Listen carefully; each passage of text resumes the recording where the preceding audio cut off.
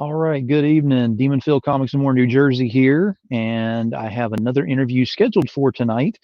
We're going to go ahead and do something a little bit different that I haven't had to do on any of my shows before. So we're going to kind of do something, like I said, it's going to be different. It's going to be fun. But December was supposed to be my guest tonight, and as you will notice from my guest that I have in the back right now is not December. But we're still going to have some fun with this in case she can go ahead and show up late to this. But let me go ahead and make sure this is all working. Well, Russell's already on here saying we can see you and hear you. Appreciate that, Russell. And Raj, what's up, buddy? Welcome to the show. Joseph, what's going on? Yeah. So give me just a second. Make sure we get this shared out and get a couple more people in here, and then we'll get going with this. Hopefully, everyone's had a good day today and everything's been going well. And let's see. And Scott, I blame technical difficulties on Steph Wilson. I don't know which way it's going with that. We can blame him for right now if we want to. He's not in here, so it's easiest to blame the people that aren't available.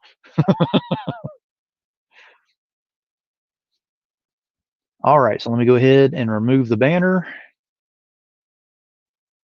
All right, so I apologize for coming in late, Demon Phil, Comics and More New Jersey, and was planning on doing the interview with December Lace tonight. That may still happen. We're working on it to see if we can get her in, running into some technical difficulties over there. So I had a volunteer go ahead and step up, say he could go ahead and come in her place, which I am grateful for him doing so. So I have Tom Hutchison here.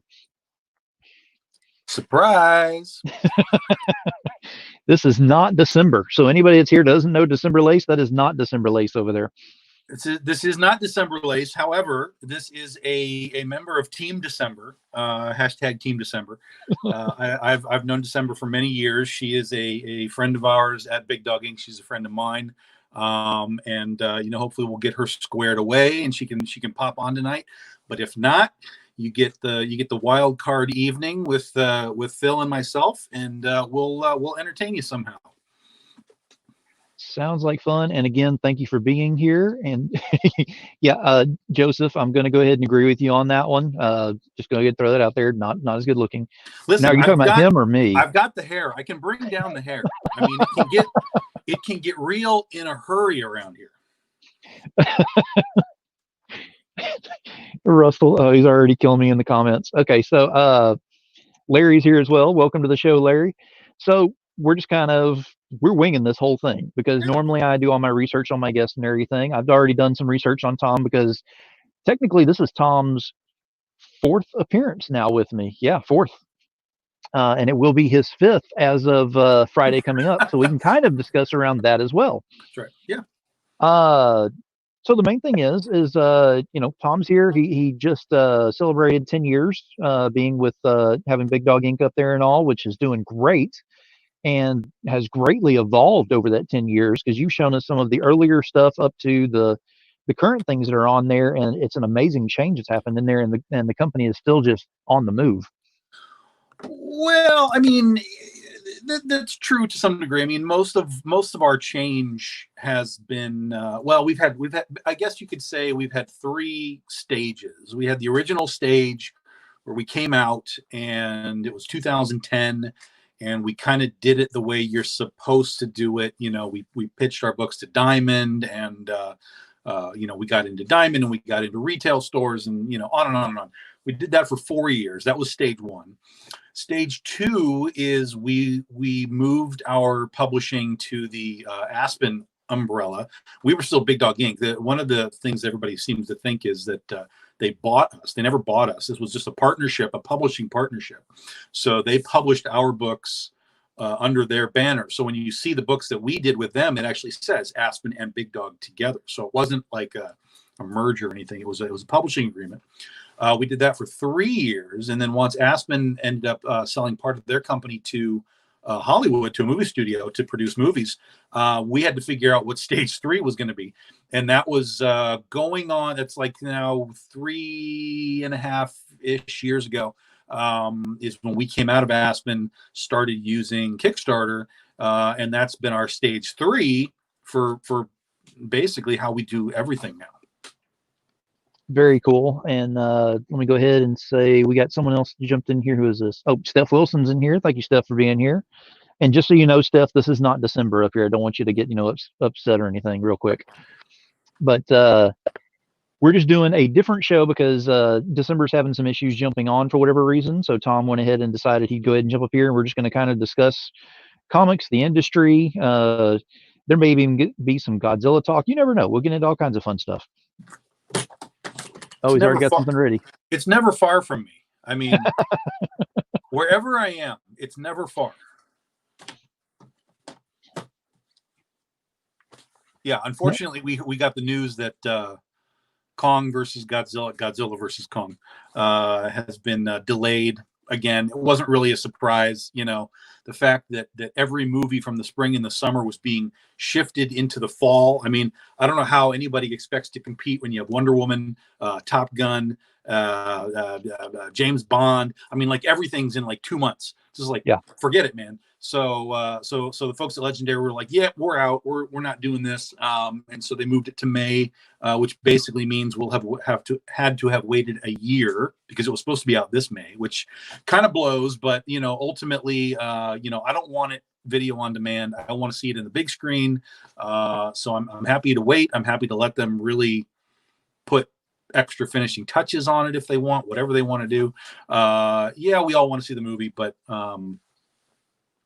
I'm okay with waiting. The Godzilla groups are in an uproar. They're all freaking out. They're like, oh, it must be so terrible if they're not releasing it. I'm like, dude, you understand that like there's a pandemic and nobody wants to go to a theater. I mean, come on. But you know, it's the way it is. So that's the news that I'm hanging on here from the last couple of days. And it's kind of a drag, but you know, it is what it is. Joseph Bruno said, so you're saying as the pandemic ends, we should be on the lookout for Godzilla. This is correct. Yes. Next year, as things are flattening out, Godzilla will appear and make all kinds of new trouble. Yes. I'm going to put this up here. This is not, this is just Steph saying this, but he said Kong could take a big lizard. Well, we'll see. Rumor has it that there's supposed to be a winner. Now, unfortunately, due to, now granted, I am not part of Toho nor Legendary or anything, but so far as we understand it, there is no licensing agreement for Godzilla after this movie. The MonsterVerse technically still exists. I mean, you have Kong, he's part of the MonsterVerse. You have all the new monsters that are American made, so they qualify for the MonsterVerse.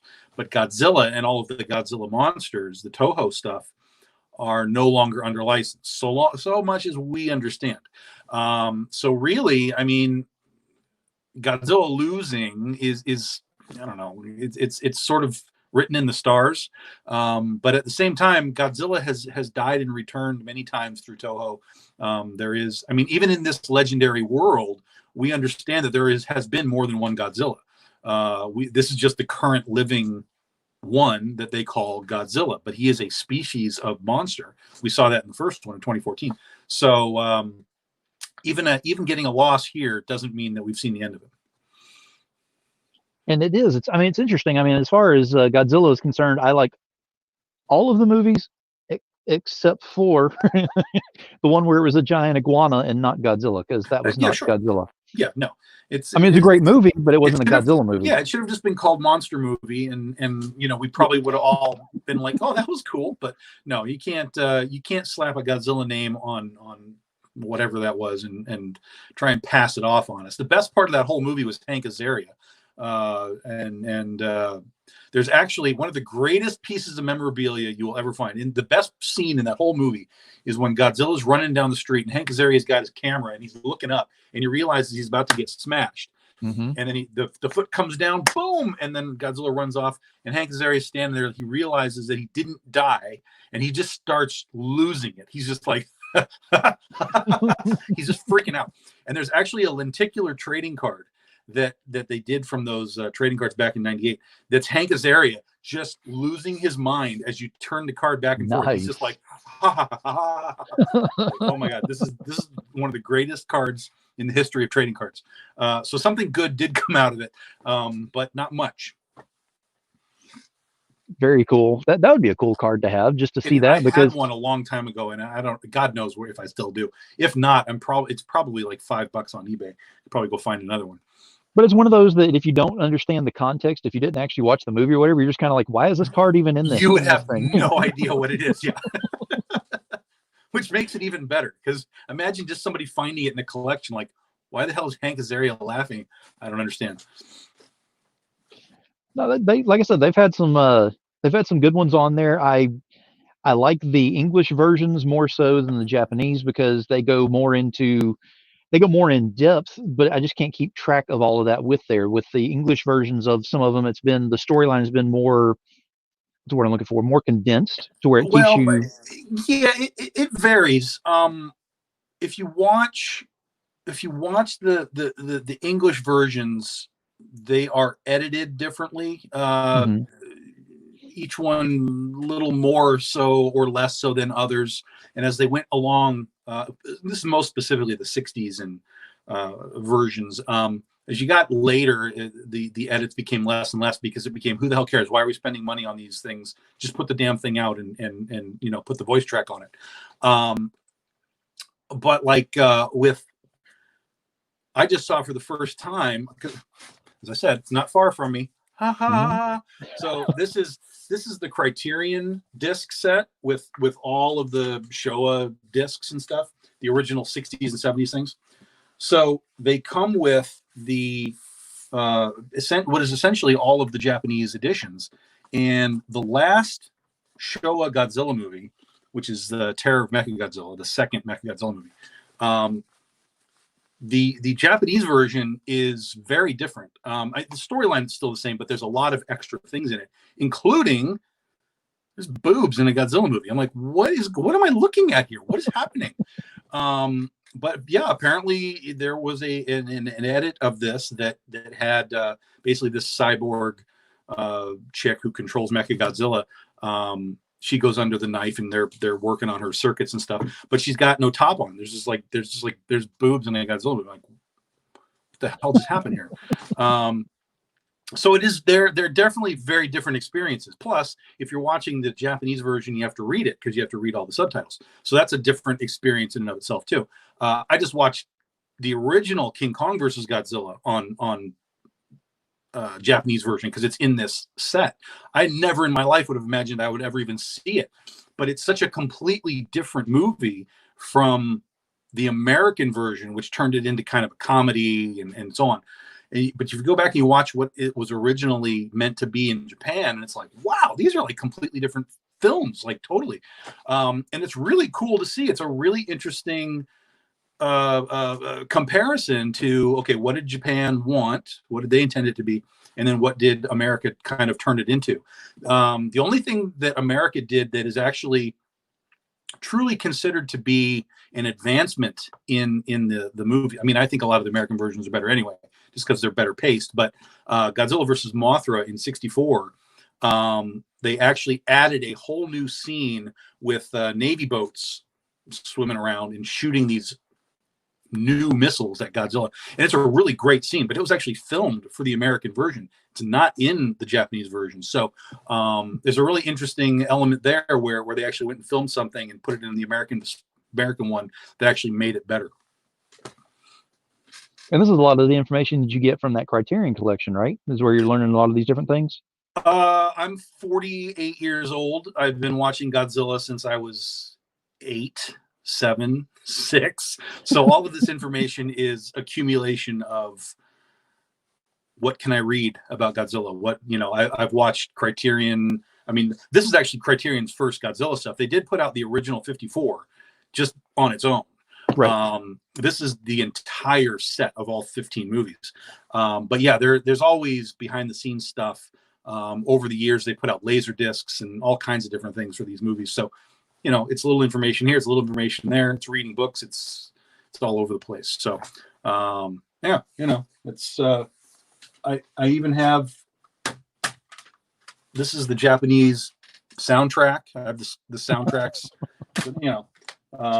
See, it's all over the place. There's King Kong versus Godzilla. It's everywhere, dude. It's in my blood. So.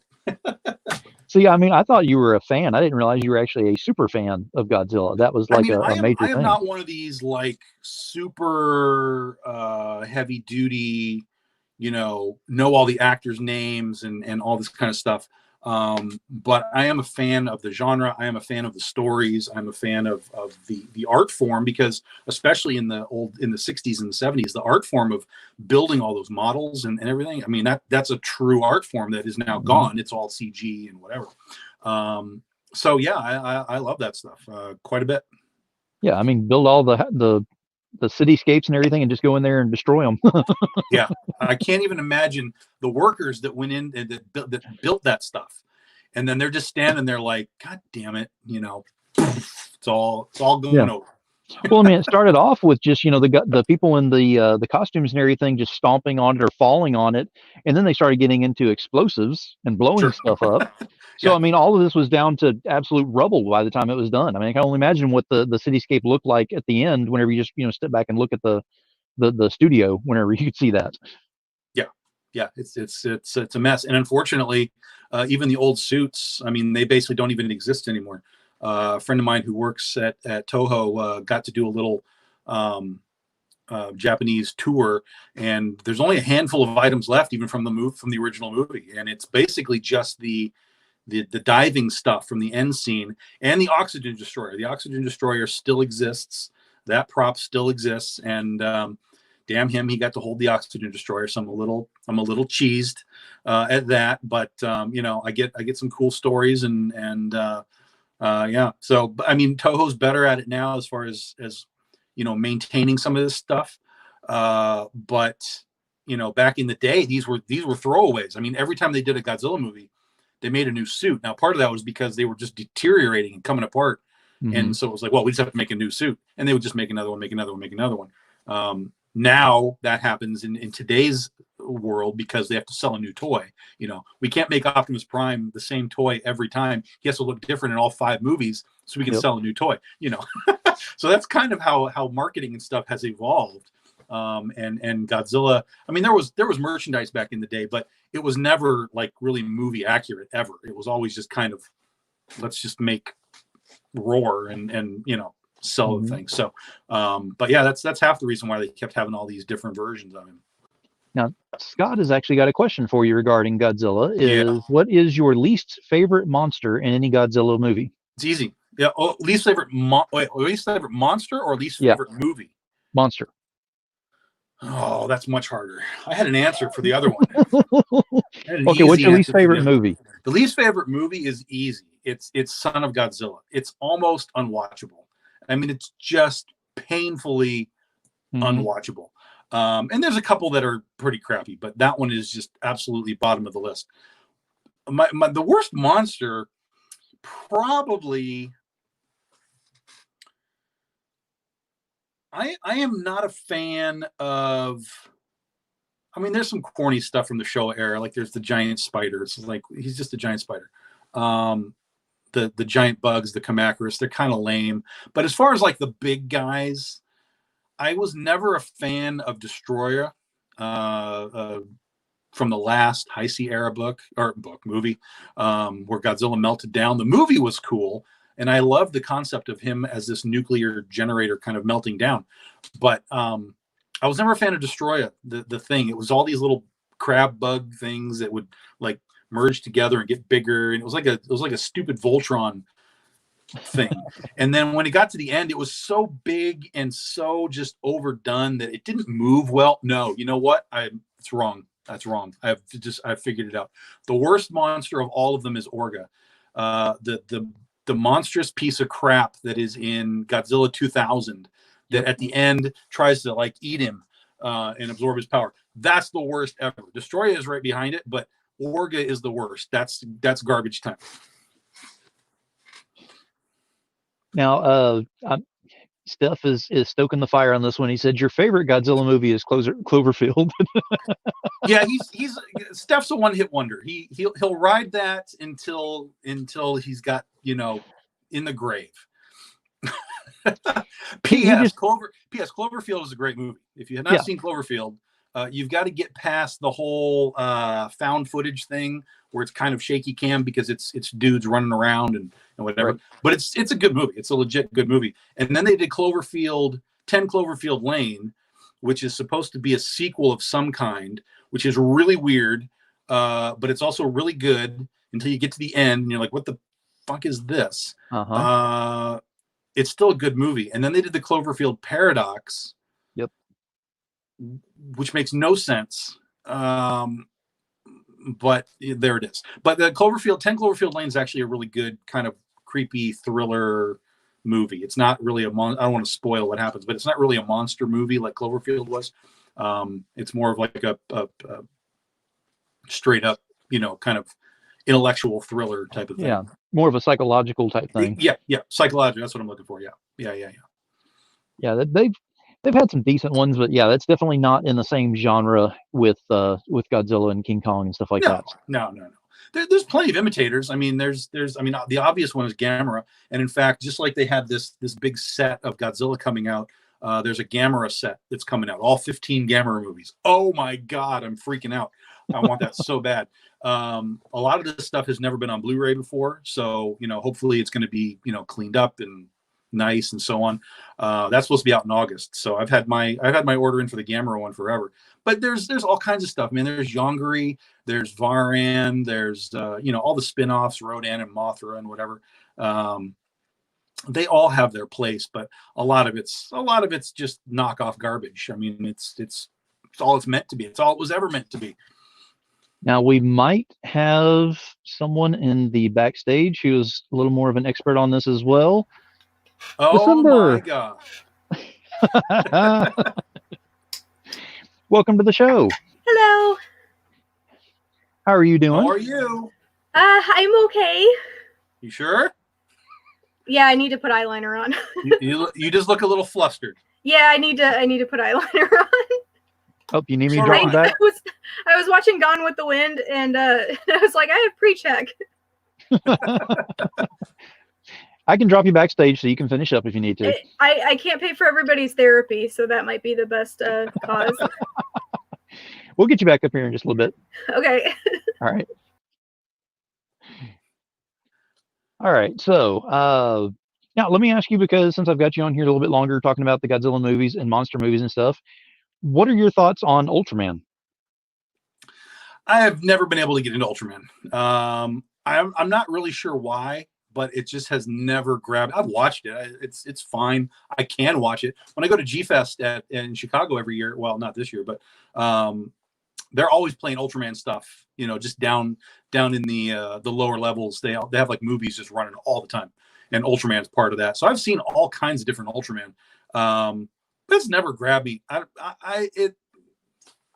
don't know. It's like the Power Rangers never really grabbed me. And I don't necessarily know why, because it's all in the same realm of Godzilla stuff and so on. But it never connected with me. So it's basically like, Godzilla, Gamera. I like Kong, of course.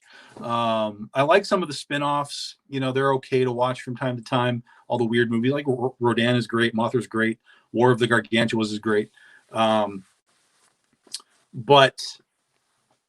I don't know. I don't know what it is. I'm definitely a fan of more older anime than I am like that stuff, like Battle of the Planets, Star Blazers. Back in the day. What else did we have back in the day? Speed Racer and stuff like that. I used to watch all those cartoons all the time.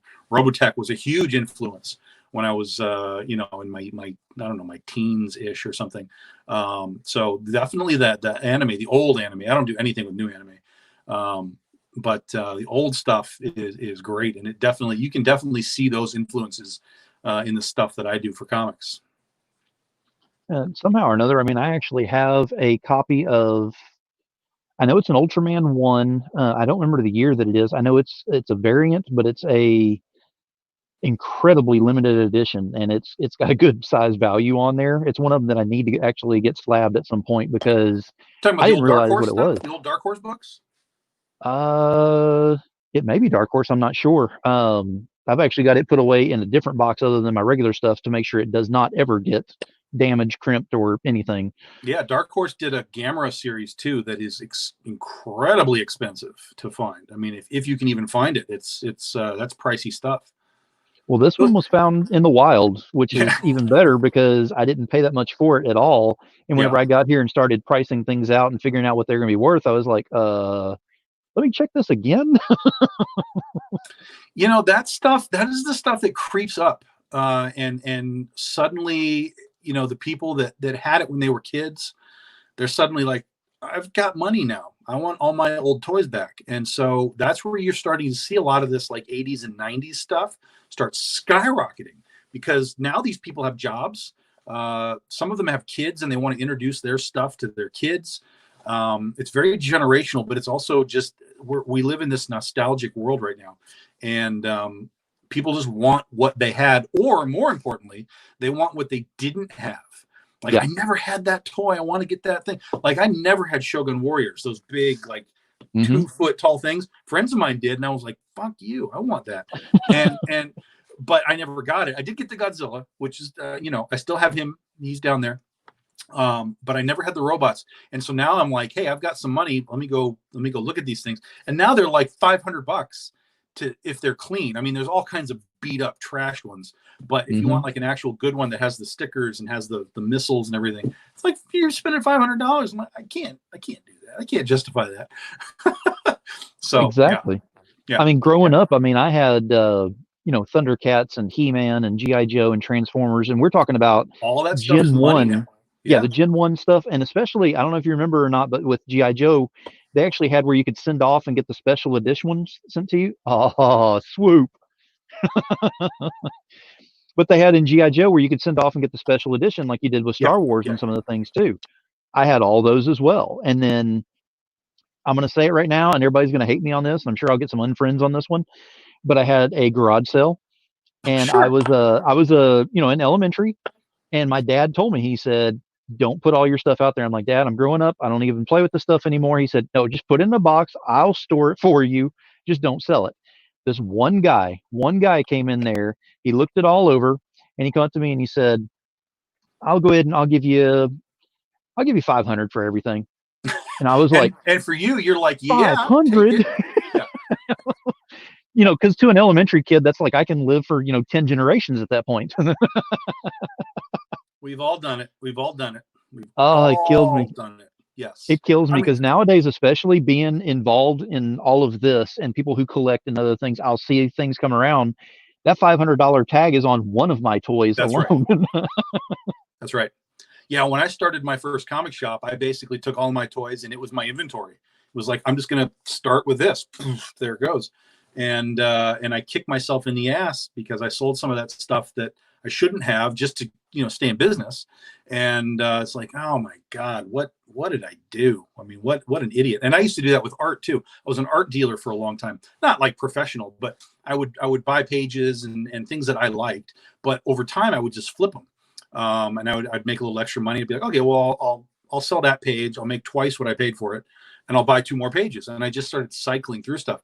I had one of the greatest crypto page collections anyone was ever going to see, but all of that is gone now. And I'm just like crying. I'm like, oh my God, what have I done? All that stuff is just, and it's not even just the money part of it. It's just like, shoot, man, I had like really cool crypto. I mean, it's just like cool stuff. Like sometimes you're in it and you're like, yeah, I can flip this at some point. Sometimes you just want the stuff. I mean, I was literally going from like artist to artist in Artist Alley and being like, hey, dude, you did some crypto stuff a million years ago. Do you have any of these pages? They're like, yeah, man, what do you want? And it was like, just give me crypto pages. I just want crypto pages. And they were like, cool, man. And they were happy to like, you know, send them out. But again, you're talking about 10, 15 years ago. It's a shame. I still have a great collection. I'm not sure that I could sell any of it at this point. But you know, I even have a page from, I have Godzilla pages. Surprise, right? I have a page of Wonder Woman done by Mike Diodato, which this is a mind-blowing page because I went to this. I was at San Diego Comic-Con, and I'm just going at this art dealer's table, and I'm flipping through things, and I'm seeing some Diodato stuff, and I was like, oh, okay. you guys got any of the Wonder Woman Dado stuff? They're like, yeah, like go over one more book. So I go over one more book and I'm looking at the stuff like, oh my God. And I can't afford any of this. And generally they put the price, they'll write a little price on the back. And so I'm looking on the back, I'm like, oh my God, $200, $300. Just like, oh, I can't do any of this. And then I flip one that says $75. And I flip back and I was like, wait a minute. This can't be right. Like, this doesn't make sense to me because there's a really huge shot of Wonder Woman and Artemis. So it's from Artemis's first appearance. Mhm. So it's a huge shot of Wonder Woman. You got Artemis here. She's like shooting a bow. So it's a nice page.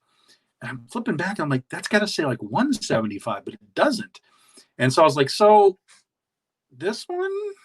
And they turned it over and they're like, yeah, $75. Like, Yeah. throw down my money and run away like I just stole something from these guys. And now those Wonder Woman pages are running, like $1,000 for some of these things. Obviously they're really good high-end pages, but the one that I got is probably a $500 or $600 page now, just because of its age, its time, what it is with Wonder Woman on it from that moment in time. And I'm just like, well, I'm never selling it. It doesn't matter what price you're going to put on it. That's a key piece of my life. Is Wonder Woman. So to have a Deodato page like that is mind blowing. And then I have Art Adams pages. I have the original art cover for Godzilla number 16, the old Marvel series. There's a huge story behind that, but that's the first comic book I ever bought, and I own the original art for that. I met Herb about 2 months before he passed, so he signed it for me. I bought that for $500. It's probably easily a good grand at this point.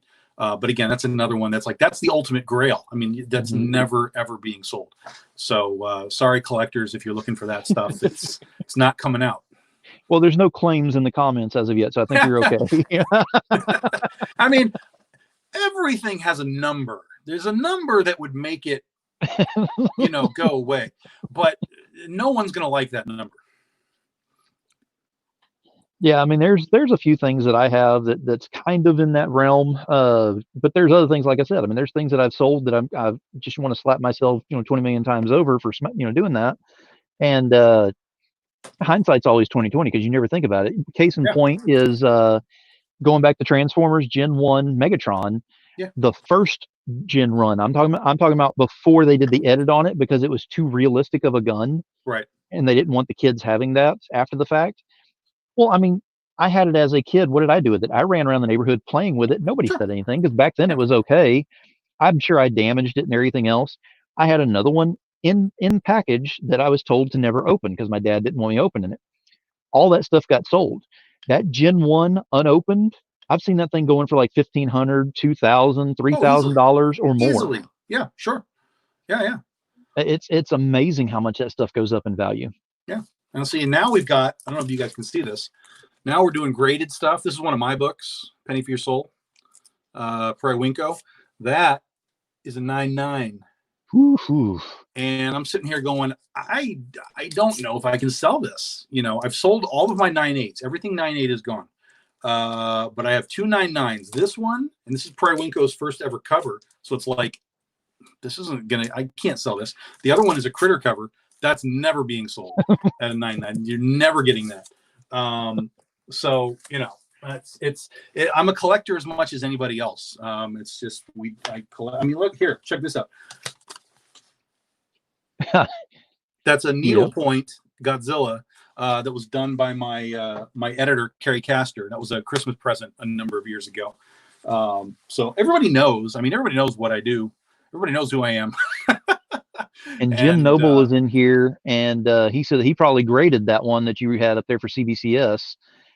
No, because I just did that one like last year. I don't think he was working for. Was he working for CBCS last year? Yeah, he was. Oh, then maybe. Yeah, most of that stuff, as I understand it, went through him a lot because that was his forte for knowledge on that. Cool. And then Scott went up here and said 9.9. Don't show that to Smithers. Like I said, there's a number, but no one's gonna like it, so I'm not worried about it. And yeah, Jim was with CBCS for 5 years. I didn't know if it was 5 or 6 years. I just didn't know which 5 years. Like I didn't know it was so recent. Yeah. Yeah. No, he recently got let go. I think last month is what it was. So yeah, he's recently self-employed ish because he was Yeah. already CBCS and then working on getting more into his publishing and doing his comics and everything. Now he can spend even more time and everything on there, and it's working out for him. Yeah, that's good. That's great. I mean, that's basically what happened to me. Is I had a job. I had a 9 to 5 that I was doing, and I was doing comics on the side, and I got laid off 2009-ish when the recession hit and people decided they didn't need 3-inch pieces of cardboard anymore. So I got laid off there, and that's where I ran right into comics. And so, yeah, no, that's a story that is very, very familiar. And here I am 10 years later. So whatever, man. It looks like December is almost ready back there. I will say that for everyone that's in here right now and everybody will be watching this later on, Tom will be back on my show on Friday, the 19th. We're going to have a special show. It's going to be the 1,000-follower commemorative show. It's only going to be on YouTube. There are going to be kind of rules involved around going around this. I'm going to have some fun with this. It's going to be like a scavenger hunt set up on there. And those rules and information on that is going to be start putting out tomorrow on my page. So be looking for that on the Comics and More New Jersey page. But I will have Tom and a few other guests on here on Friday. That'll be number 5. That'll be number 5. He's holding the record. All right, let me see. I think she's ready. Let me see. Yep, I think we're ready. Let me go ahead and bring her up here now. Hello. Hello. Welcome to the show. Thank you very much. All right. Tom, you want to hang out in backstage or what do you want to do? It's her show. Let her do her thing. I'm going to go lay down and watch it happen. All right. I appreciate it, Tom. Best answer ever. Have a good one. We'll see ya. Tom can always party with me. He knows that. All right. Well, welcome to the show. Thank you. Thank you very much for having me on again. Hey, absolutely. I mean, that was a done deal. We already talked about that. We knew he was going to have you on here. Hope everything's going well on your side and everything. Tom decided he would go ahead and jump up on here and take up a little bit of the time on there to help me out with that. And I definitely appreciate doing that. And now that we got you on here, I can get into some questions and some fun on this, and everyone that's on here, and they can quit griping about that that's not actually December that was my guest. They kept saying that everything's going well on my part. Yeah. Well, they kept saying that Tom was just not pretty enough. It was definitely not you. No, that's a lie. Tom is very, very pretty. All right. So the first thing, I mean, I've got some questions on here, and of course, my guests can go ahead and ask questions as well while we're in this. I always, I bet they can come up with some interesting things. Well, there'll be some things that I will put up here and some things that I won't, Russell. It just depends on what's being asked. So we'll start off. I've got some things that I want to jump into with wrestling, with comics, with some different things on there. We'll start off with wrestling. Sure. Mainly because of two things. Because number one, today was the COVID con that they had going on, part 2 on the Wrestling Network on Facebook. So I watched some of that actually, which is really cool because that's back to my roots of whenever I started watching wrestling back in the day. So I've already got it in my blood and it's already boiling up a little bit and it's all kinds of fun. So how did you get your start in wrestling? Well, I actually, I watched it when I was little and I knew then that I always wanted to do it. So when I saw, I'm a huge Mortal Kombat fan, and a lot of people that know me, the ones that have been my friends for a while know that about me. I had a cat named Sonya after Sonya Blade, so like anybody that came to my house, they knew right away that I was a Mortal Kombat fan, and I've been playing it my whole life. The ones that I met in wrestling don't really know that so much. So the reason that ties in is the first time I ever saw wrestling was I saw a character named Glacier, and at the time he was made to look like Sub-Zero. So when I saw the TV, I thought I was watching Sub-Zero wrestle, and I thought that was the coolest thing ever. I was like, I'm watching Mortal Kombat. This is amazing. So I kept watching it. And I knew that the characters, they weren't Mortal Kombat characters after that, but I still appreciated it for what it was. And I still love Mortal Kombat, but then I realized the two were separate. But then I just grew to love wrestling even more. So I kept watching it. And as I watched it, I kept with it as I got older. And I was like, if these guys can do it, I know that I can do it too. They didn't have a lot of women wrestlers at the time. When I was growing up, the people that they had around were like they had China, but I didn't really watch WWE so much as WCW. So they had like Deborah, Miss Elizabeth, the Nitro Girls, and then eventually Daphne, but they didn't have any like women wrestlers. Right. So I was kind of at a point where I'm like, I want to do this. So if I see any little girls out there, they can see women wrestlers. Like I didn't want to have Arm Candy be the only example that they would have. Because I knew that I could do that. I'm like, I know that it's tough, and I know that these men are out there competing and excelling out there and doing all this incredible stuff out there in the ring. And it's like, I want to do that, and I want to do it well. And I held to that. And then I moved up into Chicago to go to college. And they had a school. And when I was at a haunted house, I was approached by a trainee at Pro Championship Wrestling School. And he wanted to impress me because he was training. So he's like, do you want to come to practice? And I can show you what I'm learning and all this stuff. So I went with him, and the people there were like, oh my God, it's a girl. Do you want to do this? Because there was a shortage of women wrestlers, and there's usually a shortage of women wrestlers like at any given time. And so I was like, yeah, I've always wanted to do this. Let's give that a shot. And then they realized I was pretty good at it, because like I just wanted to do it so much, and I wanted to put in the effort and the time and the work.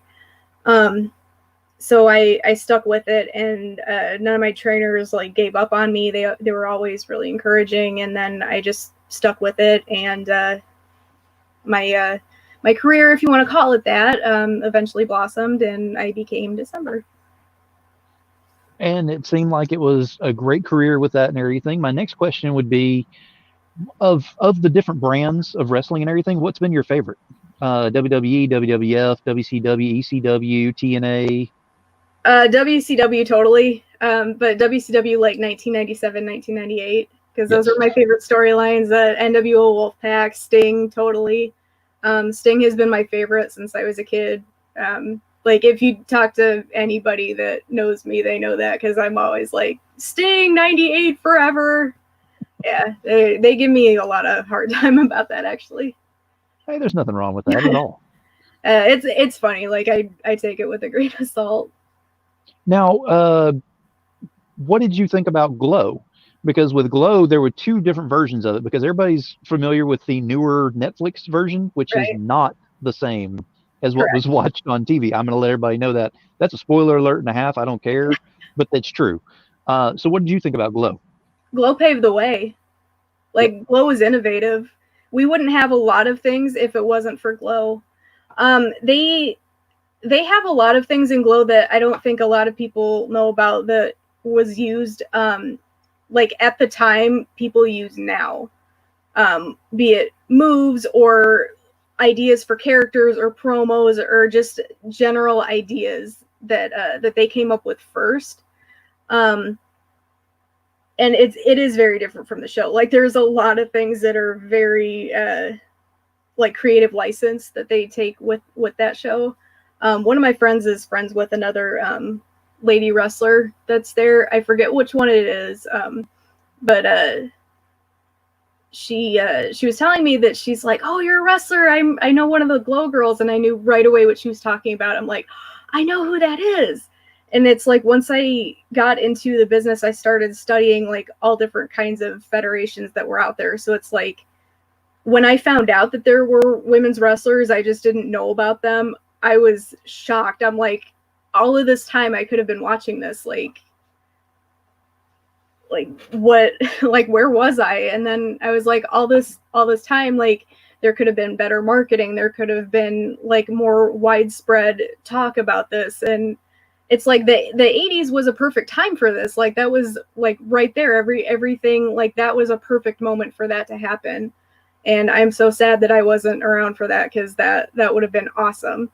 There was a character, and I think it was Attila the Hun, that was pushing around Tammy Jones. It was like this monster character versus this tiny little girl, and it was just this really savage match that just shows you a powerhouse versus a smaller person, and it was just done really cleverly, I thought. And I got a lot of ideas watching matches from that time too. So that brings up my next question, is with the different matches and everything you've done, because in case everybody didn't, kind of missed it whenever she discussed it, and she hit the nail on the head whenever she said that, it paved the way for what was going on, because it wasn't just arm candy, because December's taken some hits. She's given some hits. So it's real as far as the getting smacked around, thrown around, things like that. There's a set of choreography or whatever that you go with to a degree on there, but there's also some safety measures that you have to follow in order to make sure that whenever you take a hit, you don't take a full hit on there. So my question is, what would be some of your more difficult matches that you had? If there's a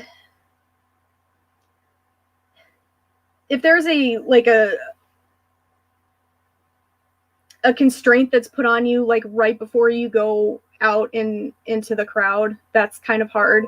Like if they tell you, hey, your match is going to be like this many minutes, and then they tell you like right before you hit the curtain, because this has happened to me many times, when they tell you like, hey, we're going to give you 12 minutes, and then they tell you, no, it's going to be 5 minutes, and then like you just have to plan according.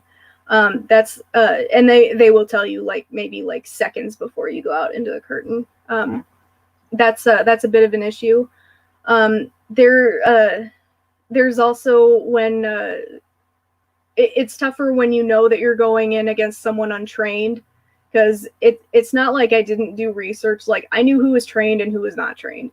I knew who was like someone who was going to hit hard when it was unnecessary, and I knew who was trained to hit the correct way. Because those are always difficult conversations to have outside in the locker room when you're done with the match. Like, hey, this is what went wrong. This is what could have happened better. But it's like when you're going in there with an untrained person, and you know that you're going in there with an untrained person, it's always tough, because it's like you don't know if you're going to come back to the locker room the same way that you went in. You don't know if you're going to come back at all. Like that always went through my head. And it's like, it's kind of a grim thought to have when, you just sign up to have fun and all of this. And, you certainly want everybody to have fun, but it's very real. It's like, even if you're in there with a skilled person, you might not come out of there the same way. But if you know that you're going in there with someone that has not had proper schooling, it's very difficult. Like you know that it's like there's not really much you can do about it at that point.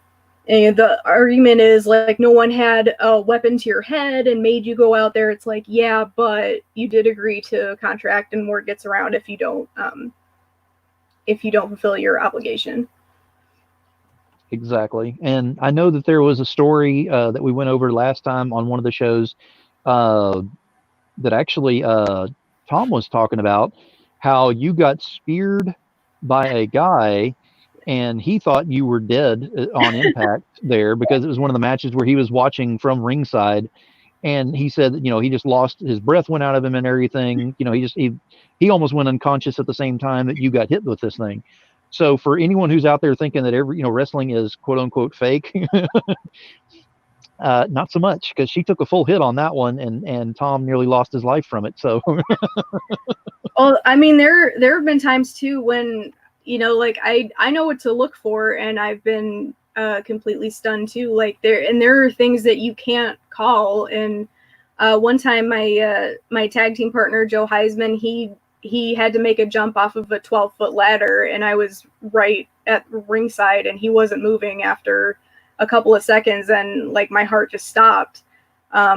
Like and I talked to him about it afterwards, and like he was fine. But like if but it scared me really badly because I'm like, he's not moving. I don't know what to do, and it's one of my closest friends here, and just I was really scared for a little bit. And then as soon as he was moving, I'm like, you just get this huge wash of relief. It is a show, and you want to have that adrenaline and excitement, but at the same time, it's like your friend who's also a performer like might have something wrong, and you don't know what to do.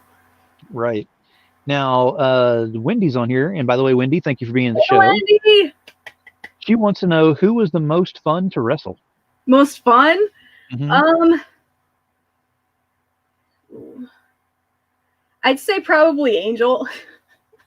We got used to smacking each other around, so like when we were hitting each other, we'd talk so much shit to each other while we were doing it. So like the more you wrestle somebody, like the more accustomed you are to what they're gonna do. So when she's like chopping me or hitting me or something, like there was one time when she chopped me really hard, and it hurt so bad that I couldn't do it anymore. And I was like, she's gonna call me a bitch after this, but I don't care. I'm just like, okay, stop. I can't do it anymore. I can't. And then like there's a couple of times where like I got her like really hard on accident on like in the ring or something, and I'm just like, oh shit, dude, shit. Now, what are some of the best memories that you've had in wrestling that you can go with? Some things that have just really lit away. Oh, a lot of them actually happen with Angel, so I'm happy about that. A lot of them with Joe Heisman also. There would be times when like the crowd was kind of like not doing.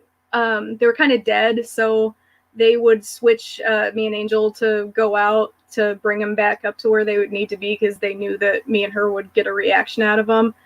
So we would just kind of look at each other and be like, all right, let's just kind of do this. And we would get them back up just exactly where we would want them. And it was awesome. One time, Joe, I think like,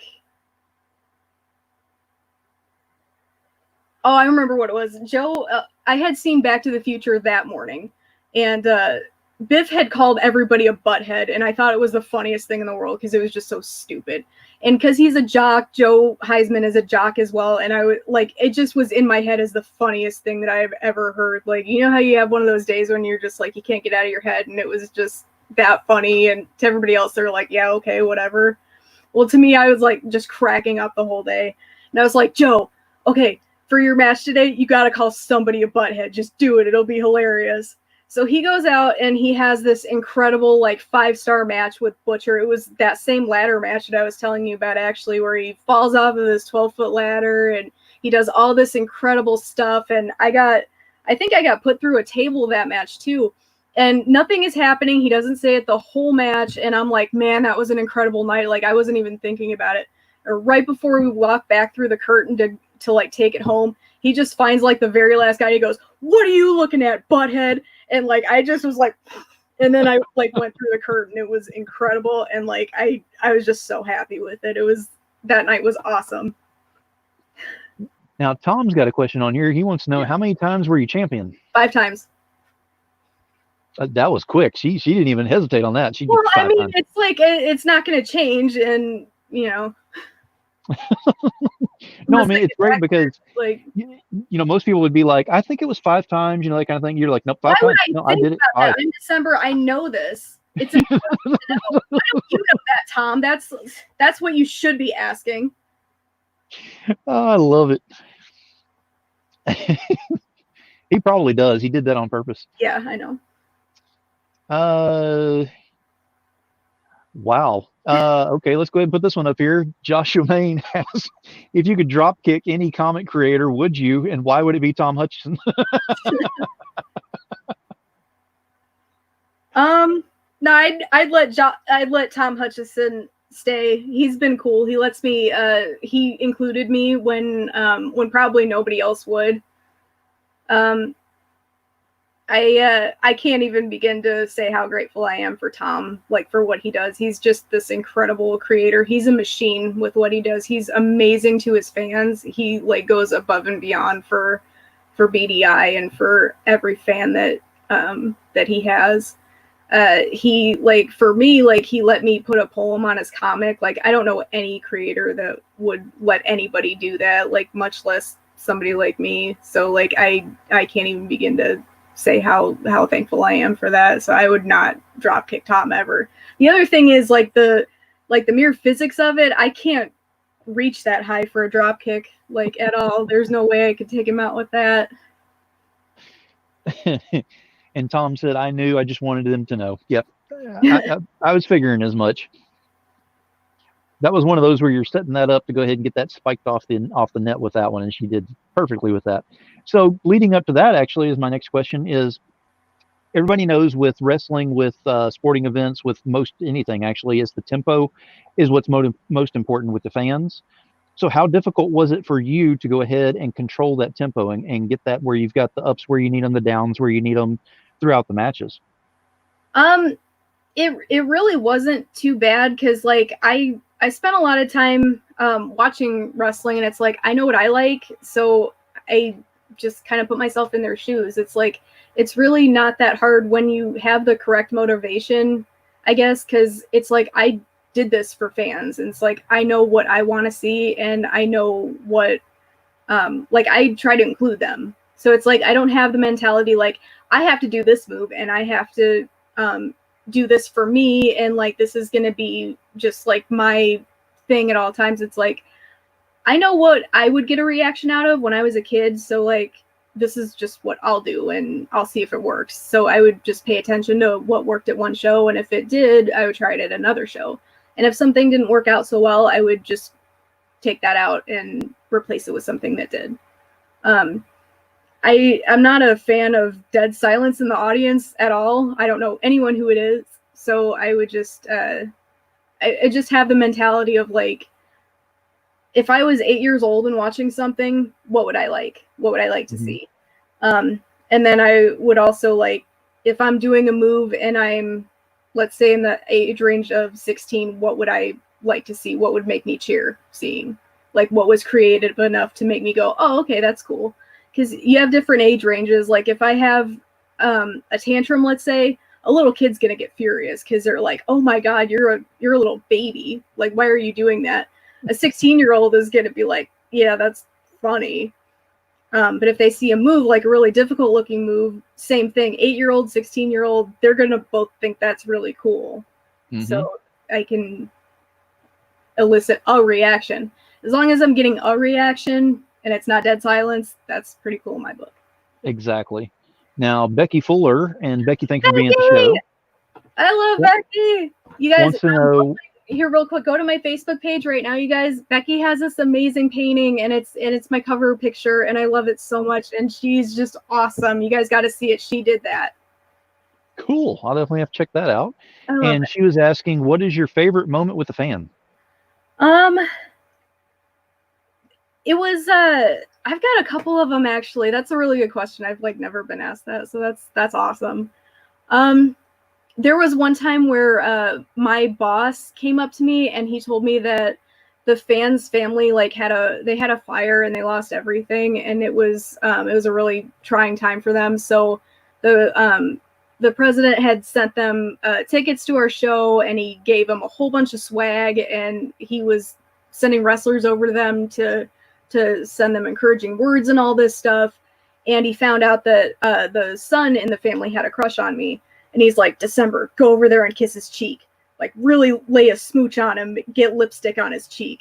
And I'm like, I don't know if he wants that. He, like, just went through a hard time and all. He's like, no, you got to do it. It'll make his day and stuff.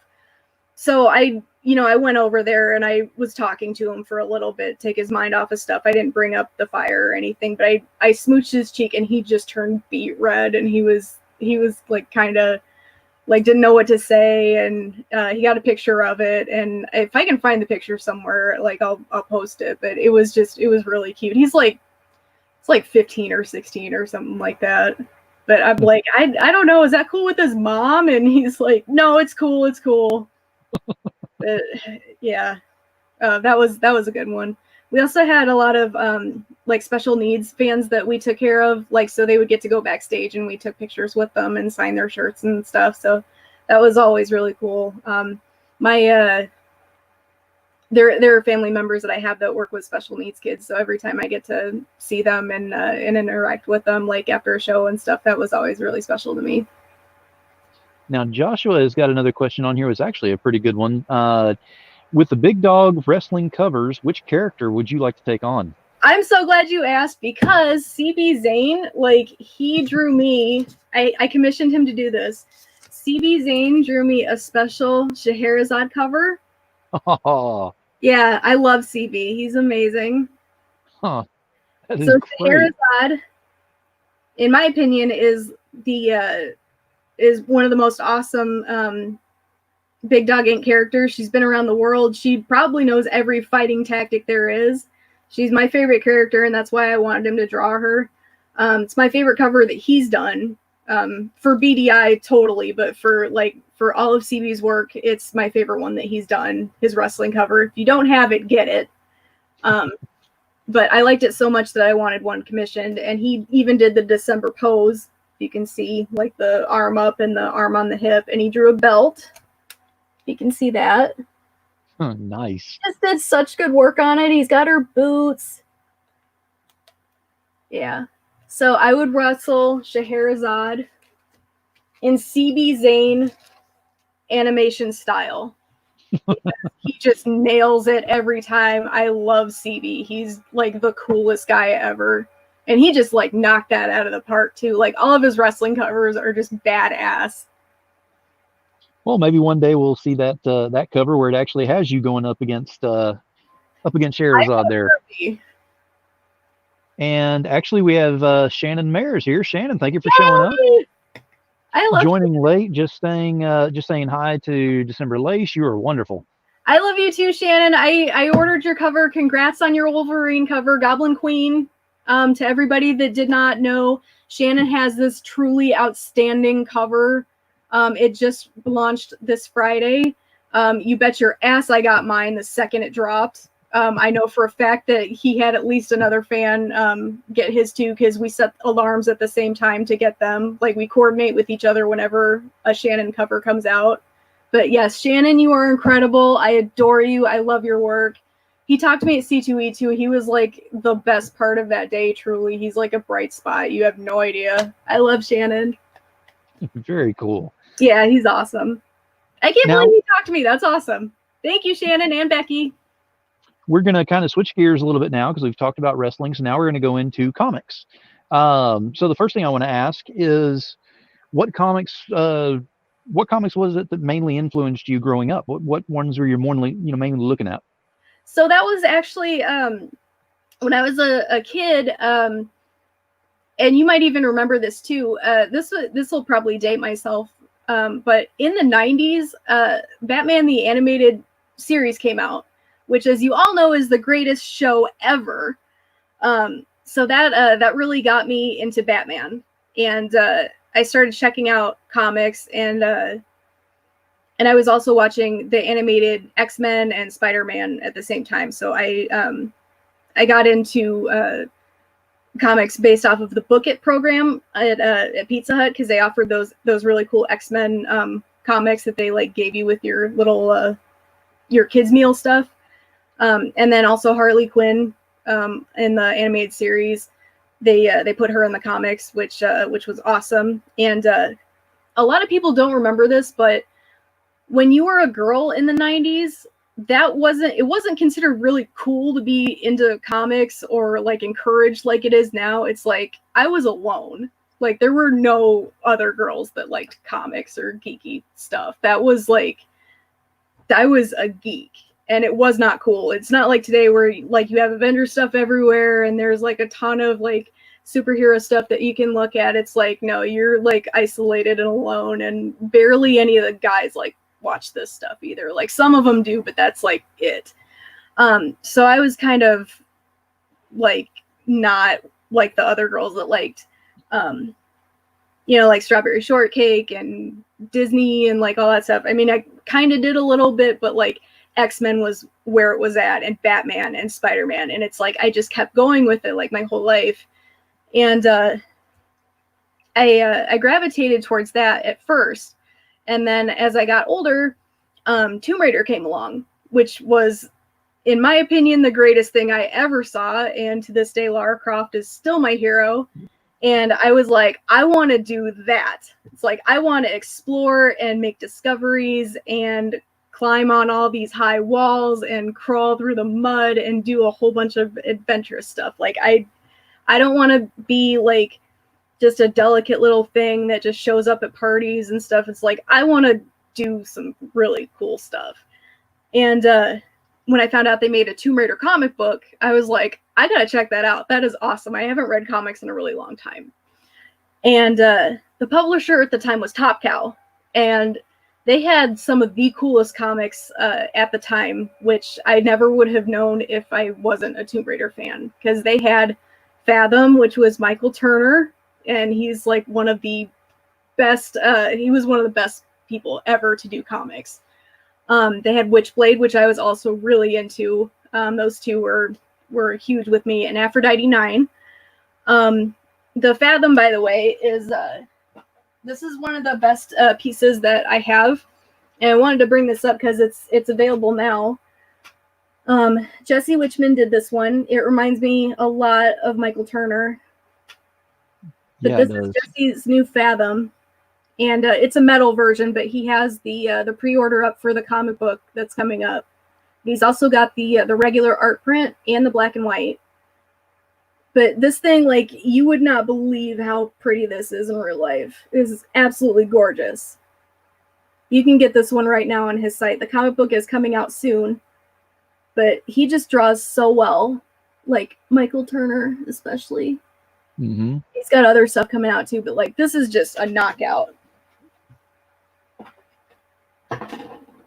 Now, David's over here. He said, Lara Croft pinup 2, check. So he's actually making a list of some pinups to do. Yes. David's awesome, too. You got to check out David. He recently did a Princesses vs. Zombies cover for Tom. And it's that one's over now, the Kickstarter, but you can get a look at some of the previous issue zeros. I believe that they have that on the website. If not, Big Dog Comics does the Wednesday night shows. It's at 10 p.m. Eastern. And speaking of, this is like the last piece of art, but since Steph will give me absolute hell if I did not include him, and like I included Jesse. Steph, I did not forget you. This is a commission piece that he did for me, Princesses vs. Zombies.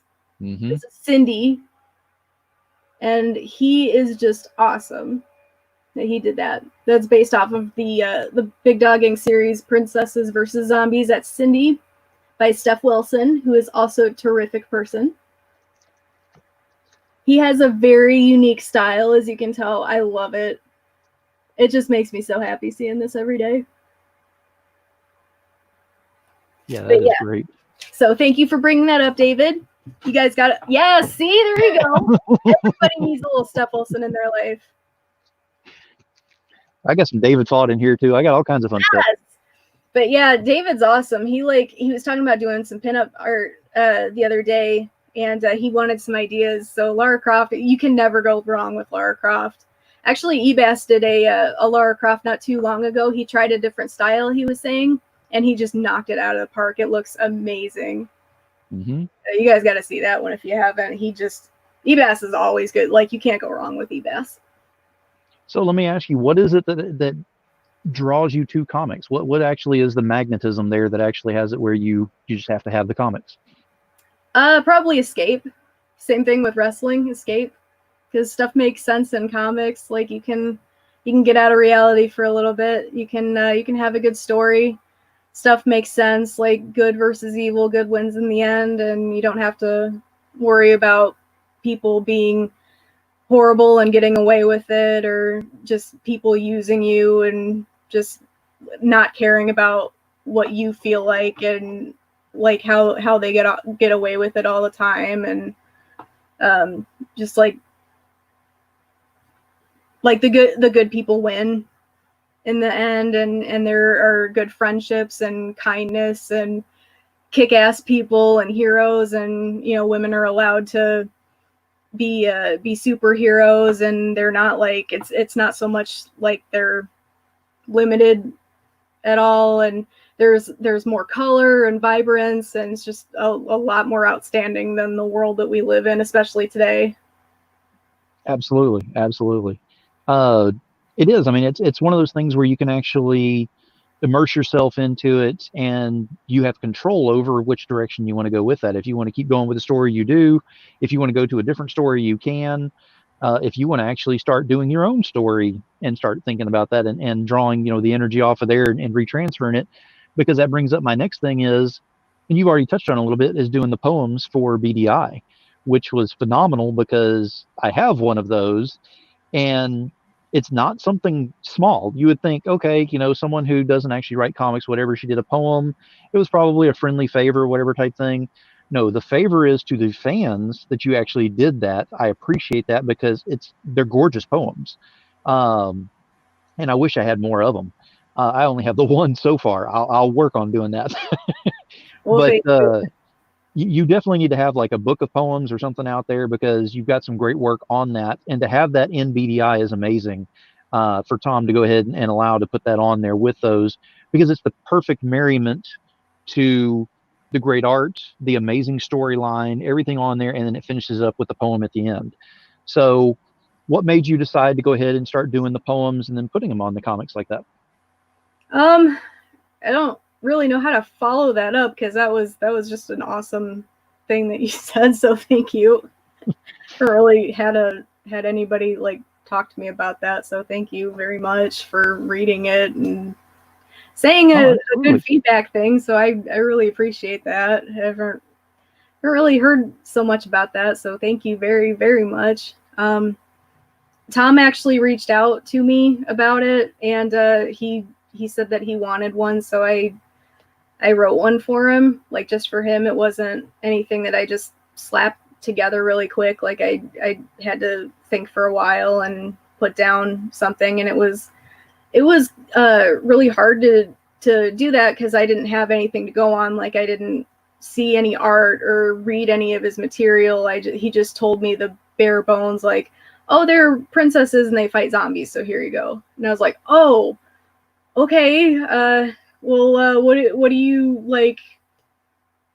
What do you want from that? I do know that I had one edit and I had to take out a gun because he's like, I wrote something about a gun and he's like, no, they don't use guns. And I was like, oh, okay. So I didn't know that part. But I mean, overall, it came out great, and it's one of those that, like I said, it's the perfect merriment. It is. Whenever you, and a lot of people aren't even aware, like they'll get it, they'll look at the art. Some of them will even realize there's actual pages inside that have a story and other pictures, which is amazing to some people. But if you go to the very back and flip it over to the back page, that's where you'll actually see, the poems back there with that. And that's what was great with that. So I would love to see more of that. So Tom, I know you're watching. We need to see more of those poems on there. Yes, Tom. Yes. Now, the next thing that I want to talk to you about is something that actually I wasn't even thinking about doing it on the show tonight until I asked you the simple question in our messenger. And I said, are there any links that you would like to have attached to this for the feeds? And if anybody has looked at the links on here, we've got a good dozen or so links on here, and only 3 of those actually belong to December. Everything else, nothing of which belongs to her at all. And she did that on purpose because she wants to go ahead and help promote other people. So my question is, how important is sharing to you? No one touches my Blue Mountain Dew. Other than that, sharing is caring. I will not share my Blue Mountain Dew. Or my ice cream. Oh God, help you if you touch my ice cream. I get like really crazy if somebody ever goes after that, because that's like I can like have deep feelings for people, but if they touch my ice cream, I will get crazy and probably end up on Jerry Springer or like locked up in a Cook County jail cell. Don't ever touch my ice cream. I just feel like you're fans that are so cool to come in here and watch this, knowing that like I've done a small, tiny piece of comic book work, and the majority of it is wrestling. Like they, one, deserve to know about comic book people, and two, everybody that I've listed for your comic book side, like Tom and Jesse and Shannon and Ebass and I'm forgetting like everybody that I put down there, CB, like Steph, everybody on there, they have all been so kind to me and so generous, and they have all done exquisite work, and they deserve recognition, and anything that I can do to help them, I will. They like, I can't imagine how hard it is not going to cons when it's like that's a huge part of how they get fan bases and how they normally spread their work, and like so much of their work makes people happy. I know it made me happy. But like, if I can do just a little bit for them, like I would love to do that. It's like, I know how inspiring their art makes me. Like if I'm having a bad day or something, I can look at an image and just like, I can perk right up. Like it's not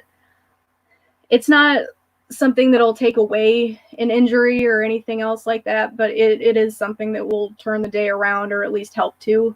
But I think I choose art. Like if I have something that hurts me, or if there's a demon that I can't like conquer on my own, it's like I just remember to choose art. That's just that like what I that's kind of like my life motto is choose art.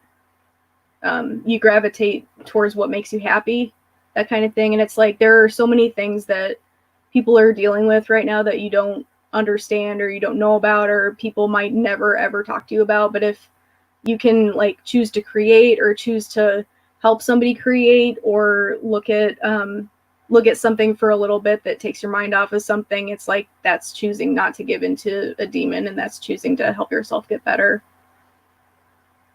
Now, whenever you keep saying demon, you don't mean me. You're talking about, other demons. You are not a demon at all. Stop. Sorry, I had to throw that out there. The name's right there. No, but I mean, it's really cool because you have mentioned in the past, hey, if you want something, share it out there, throw it on my wall or tag me in it or whatever, and I'll share it. And at the time, it's like, that's cool. And I'll throw a couple of things and, maybe you will, maybe you won't, whatever. Every single time that I've tagged you in anything or thrown anything up there, you share it out. And that's not just me. I mean, it's anyone who does that. Or you'll go and find things of people that you have respect for because they have respect for you. And I've said this on many of my other shows, like gets like, respect gets respect. And you're a proponent of that as well, because you show that off in that way that people have actually done for you. And now you go ahead and give back in the way that you can. And usually that's as easy as just hitting that share button. People don't understand how easy it is to do that. But you go a little bit further because you almost promote on that end as well. Because case in point, I'm going to go ahead and call out Tom on this one, because Princesses versus Zombies was going on, and I believe it was the night before it ended.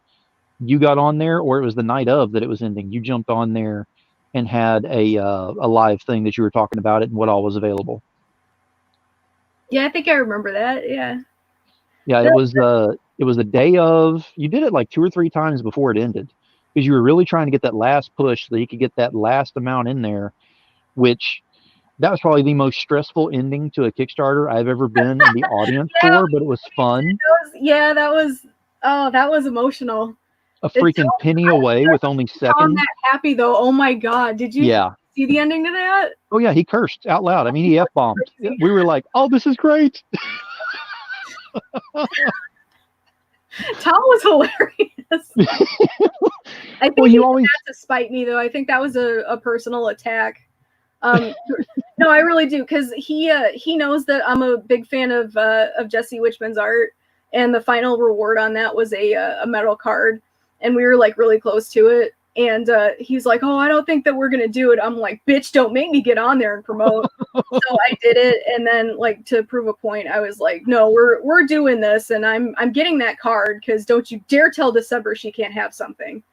And then that happened, and now I can lord it over his head when he tells me that I don't know if we can do something. It's like, yeah, together we can do anything. BDI fans are strong when we unite, and we can do anything. There you go. There you go. That is absolutely true. No, Now, but for the promoting though, it's like at PCW, we were on our own to promote our own things. So it's like we kind of had to do it ourselves. And it's like, even for me as an individual, when I had to work in the indie scene and I had to get my own bookings aside from PCW, like I had to do that by myself. So I was working like to promote myself as a wrestler, like to get my own jobs essentially. And it's like, I'm kind of used to doing it for myself. And I just, when I stopped wrestling, I just stopped doing it. And a lot of people, I think, mistake my enthusiasm for just like, oh, just hit the share button and that's cool. And they don't really know quite what to make of me because I'm like, just, oh yeah, I can do that for you. And like, they don't really know what to do with that because I'm just like, yeah, I can help. Like, my background is like I'm kind of used to that to begin with, but it's like I promise you, if I did not believe in you and your art, like I would not ask you to do that. Like I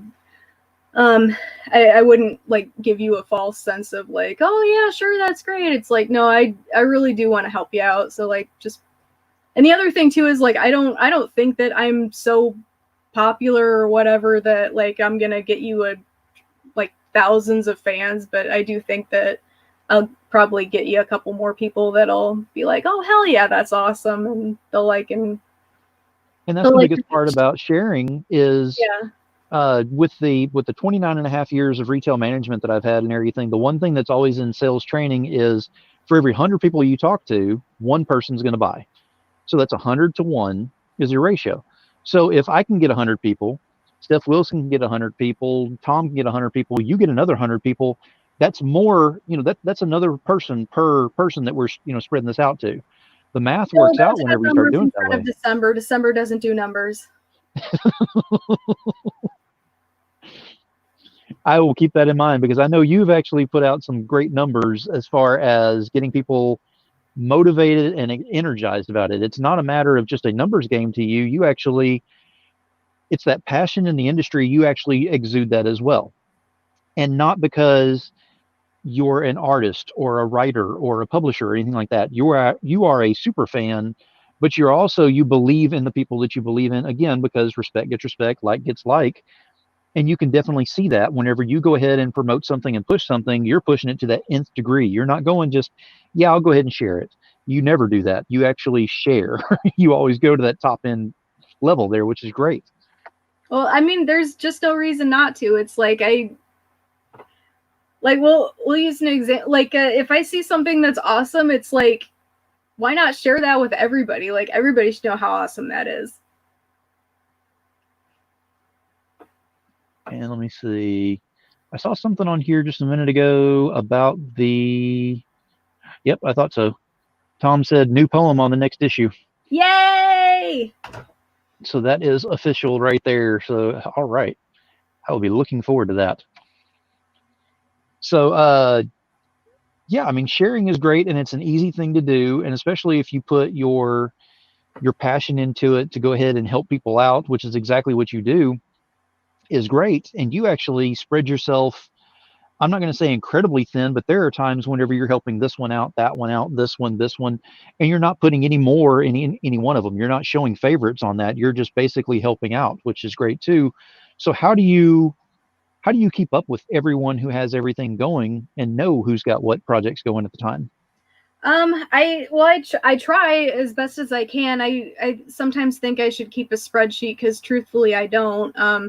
But it's like, because each project and person means something to me, it's like it sticks. It's like I know that CB Zane, for example, has Scorpiana 2, which is coming on Kickstarter June 17th. That's an important project. I mean, I backed the first one. She's a wrestler, which is awesome. So it's like that one's easy to keep track of because it's like that's important to me. CB is a person and his project is important. I know that Jesse's got his Fathom that's pre-ordered. I don't know the exact date on that, but that is on his website. He's got that going on. They just wrapped with Lady Death. I don't think that I think Sora Sung just wrapped with Aurora also, but she does have a Patreon she just launched, and I did want to mention that because I am a patron of that. You can go to her website. She does have links to that, or you can go to Patreon and search for Sora Sung. And for the smallest tier is $1 only, and you still get access to like pretty much a whole bunch of Sora stuff. So I highly recommend that. Shannon Mayer, I talked about earlier, he just launched his newest cover, Wolverine 3. It's Goblin Queen, and that went off on Friday. You can get that at I think it's I think it's Comic Exposure, but I'm not sure. You're gonna have to do a little bit of digging on that, because I do remember names, dates, and artists, but I'm pretty bad at like all the websites because they do blur together. Ryan Kincaid and Nathan Zerdy released Persuasion 2, Black Cat. They have that one up. That one is at Comic Exposure. I do know that one. And they just had a whole bunch of like the Spider-Man's 3 chicks, which was MJ, Gwen, and Black Cat, and they had the 3 cover series, which damn right I got those covers. I didn't get the Gwen one though, because they sold out in seconds. Steph Wilson said, is there any other Patreon that you want to mention, December? No, Steph, I can't think of a thing.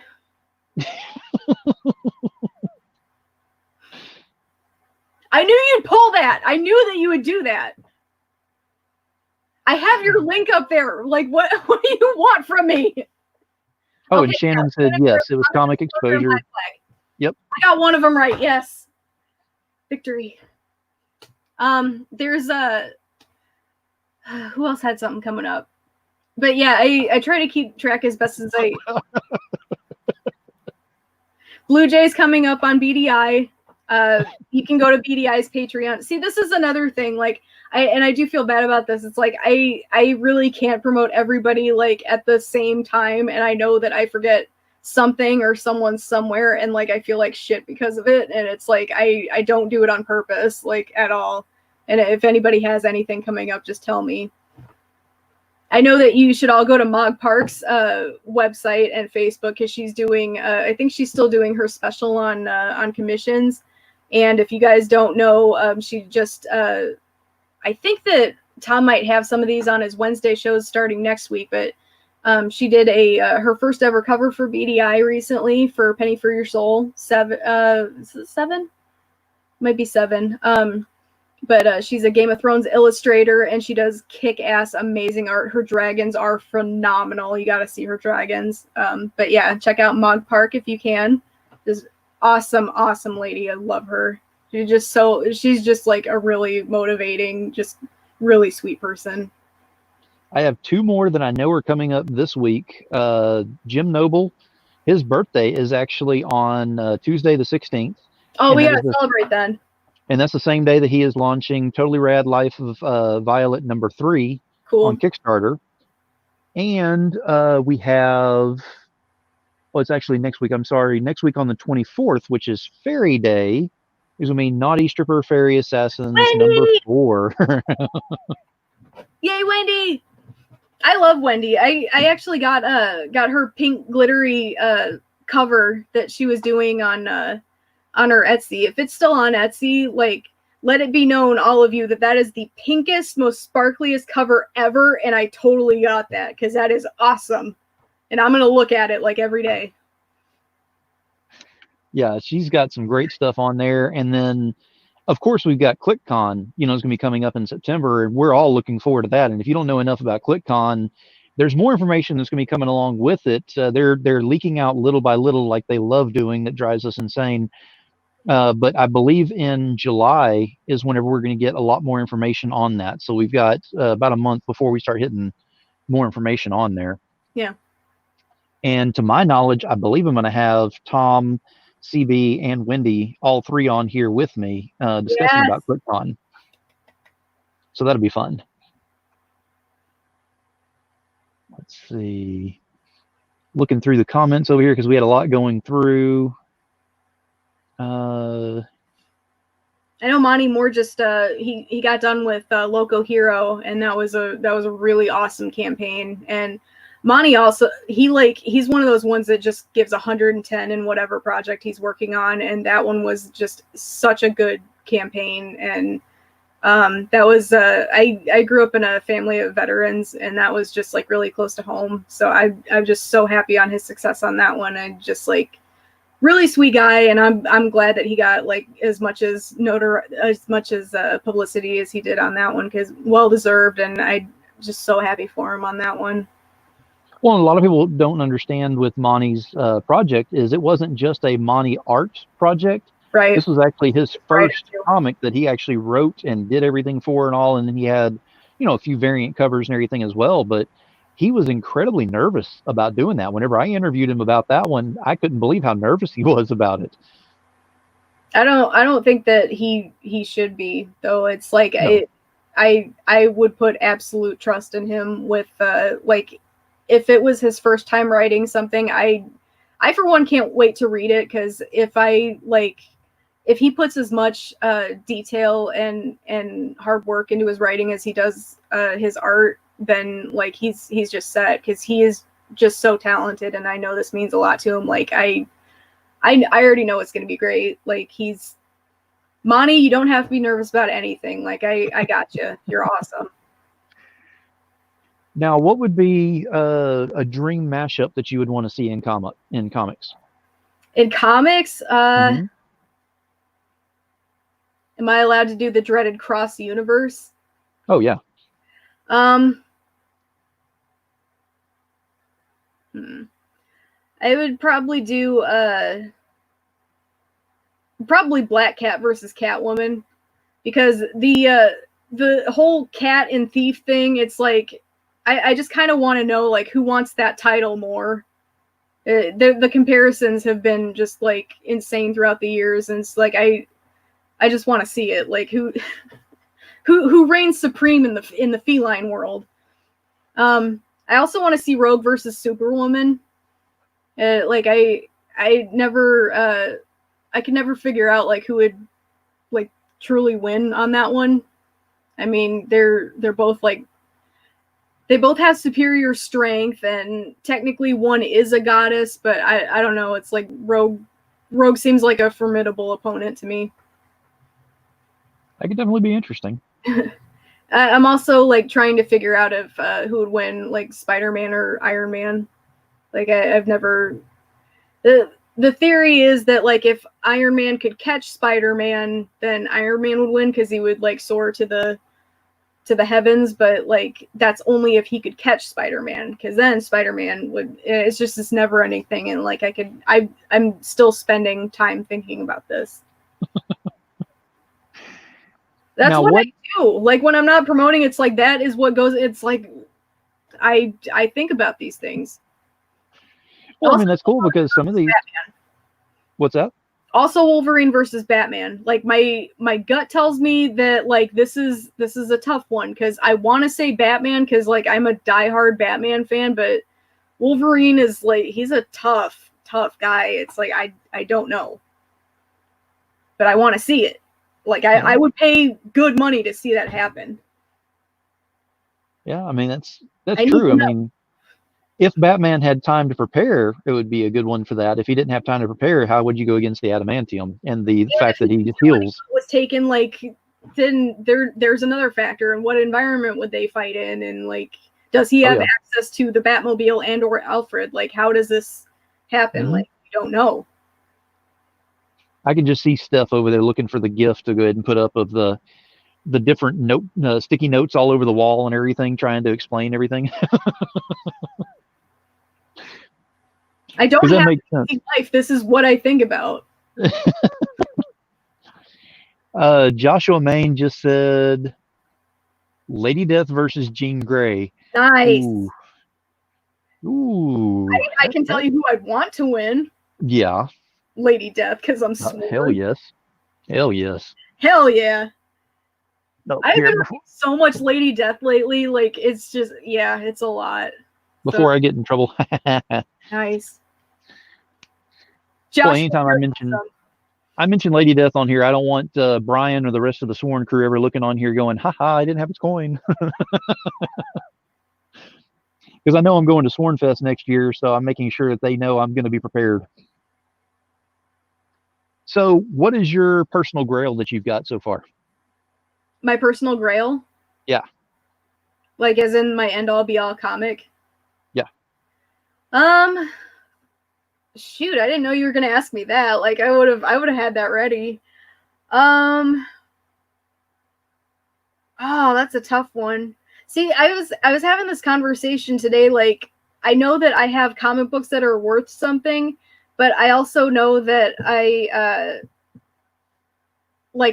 have ones that are worth something to me. Oh, I know what it is. I have the original first printing Mad Love, the Harley Quinn animated series.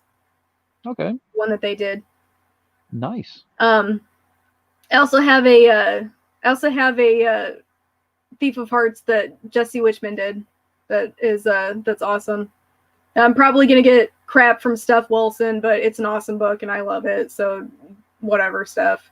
Well, that's okay. I'm getting crap from him right now anyway because he said, "Way to prep your guest, Phil." Thank you. Appreciate that stuff. Steph, that's not cool.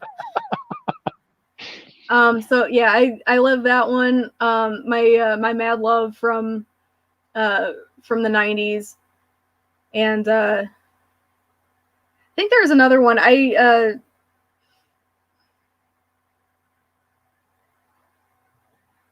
I'm probably blanking right now, but I do know that my latest acquisition that I can't get out of my head. I recently was able to get a hold of of Shannon Mayer's first ever cover, the Oz 7 from BDI.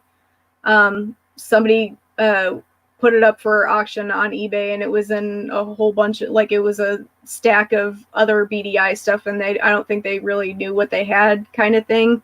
And it was not an easy battle to win, but like I knew that it was Shannon's, and it was like I don't have one and I want one because it's like one of the few of his that I don't have, and I know it's gonna be like a while before I can get it ever again because nobody wants to give those up, and if they do, it's just to profit hugely off of it, and I keep mine, so they're like forever homes with me. So I was so happy to have it. It looks gorgeous in person, and ever since he talked to me at C2E2, I've like started collecting more of his covers, like not just because like he does a whole bunch of dark red stuff, just because he was just so wonderful to talk to, and it's like I just want to have like all of his art that he's ever done because he's just an awesome person. So I was like, I gotta start from the beginning, and then that came in, and I was just so happy. I was like, there it is. And looks like Joshua's fixing to have to leave. He's got to get ready for work. Joshua, thanks for being here. Joshua, tell me what work is. December does not know what this is. All right, you rest up. Have a good night, buddy. Becky said we will have to get that sign for you. Yes. Yay. Becky's awesome. When I went to their booth, I showed her the mermaid I had of his that he did for BDI Scheherazade, and she's like, "Oh, that's my favorite too." And I'm like, "Oh, mermaids." And you made Shannon Mayer blush. You guys are still on? You're listening? Oh no, you're listening. Well, just know that one of your I think it's like 1 in 250. Just know that one of your 250 is in a forever home and it's being well loved and taken care of. Nice. It was not easy to obtain either, like at all. So, what's next for December? What are you planning on doing? Because I have heard rumors via post that maybe getting back into some form of wrestling, possibly, maybe. You know what, it's the weirdest thing. It's like ever since I stepped back from it, and like I never officially like retired, I guess. It's weird because it's like there has been so much more interest in me now that I've stepped back, that like it feels like there's more interest now than there was when I was doing it actively, like in the first stages. And that really fascinates me, and I don't really say no to fans. like ever. So it's like if they want me somewhere, then like I tend to go where they need me. And from what I'm hearing, it's like they're like, hey, there's a spot for you, like you're needed. We really would like to see you back. And it's like you have a lot to teach the other people that are here, and we think that you'd have a good time. And I mean, seeing some of the people that are out there now, it's like I would really like to wrestle them. It's like I think that they bring some stuff to the table that's really good, and I would like to have matches with them. I would like to have fun with them out there and see what we could bring to the table together. So that's one possibility. In wrestling, it's like you never say never. I will say this though, I am having a ton of fun for comics. I'm having a lot of fun with sharing what the artists are doing right now, just seeing like how happy they are, and seeing how happy other people are when they realize how awesome these artists are and what they bring to the art world. And I am definitely still writing. I do want to eventually get a book of my own done. I'm in a few anthologies right now, but it would be nice to have a book of my own sometime. So I would like to look into that. Tom pushed an idea one time of a Kickstarter. That would be cool because Kickstarters mean that I could give the fans a lot of goodies, because I'm a fan of like, at this level you get a bookmark, at this one you get a button, because like I would love to spoil fans. Like I love doing that even when I was wrestling. Like if I could do a book at a Kickstarter level, I would I would do that over a regular publishing route just so I could spoil fans, like period. Now, speaking of spoiling fans, Scott wants to know how we can get a cool autographed December Lace photo like Tom has. I should have let off with that. I'm still sold out of the pictures. I sold out the last time I did a show. My photographer Rob, he's gonna give me pictures. I do have like an order going on, but the virus is making everything hard for everybody involved right now, unfortunately. We know to get the new ones made also, because there's been a huge interest in those. We know that you want them. We're going to work really hard to get them to you. We have not forgotten that you guys want them, so please bear with us. We are going to get them to you as soon as we can, but just know that the virus is making things difficult, and unfortunately the December 8x10s, as much as I think they're essential, not everybody does. So they're going to be on the back burner for a little bit. However, once they are available, I will let everybody know. And since Phil has made it decreed that I am awesome at promoting stuff, eventually I think that everybody will get the word that they are available, and that you will know. And if you want to, you can PM me and just say like, hey, I want to be like, you have to let me know first. I'll try and put it like right at the front, or leave myself a post-it note or say something like, hey, this person needs to be notified immediately. Like, let them know first, and I will get you one as soon as I possibly can. And December and I actually spoke the last time we were on here, and I'm getting one of my own, but we're also going to get a few of them for the show for giveaways in the future. So you want to keep watching my shows, because I'm going to start having those for giveaways as well. We will get you hooked up. I leave no fan behind. Anybody that needs a December picture in their home, like, I will leave no one behind. Exactly. Your homes need me. I know that. Well, especially whenever Tom has you up there and on the bookshelf, and everything is claimable except for that one picture. That's just I don't know why he just randomly started doing that, and I'm like, Tom, why am I on there? He's like, oh, you're co-hosting. I'm like, okay. Like, but it's funny because everybody's trying to claim it, and he's like, no, no, you can't claim this. Like, I don't have like stuff to give them. Like, I felt horrible. I'm like, oh my god. Well, like, you know how it is on. I just had stock that sat there for like 5 years, and like no one asked about it. And then like all of a sudden I have like 20 requests in my inbox. I'm like, how am I supposed to deal with this? Like, where were you guys like 5 years ago? Well, you know how it is on the doghouse. I mean, we're claiming the clock that's behind there. We're claiming the kitchen sink whenever we saw it that one time. I'm like, I have nothing. And Tom said we sold everything with you there. Yep. See, I'm a good luck charm, Tom. Exactly. exactly. And Russell wants to know, when do we get a calendar? You have a calendar. I'm on every calendar. I'm literally on every calendar. We definitely need to work on getting you a book, though. That is for certain, because even David was saying the same thing, that he would so get that book. I think a lot of people would, actually, to be honest. And if you were to put together a poem book, that would be a definite. I know I'd get one.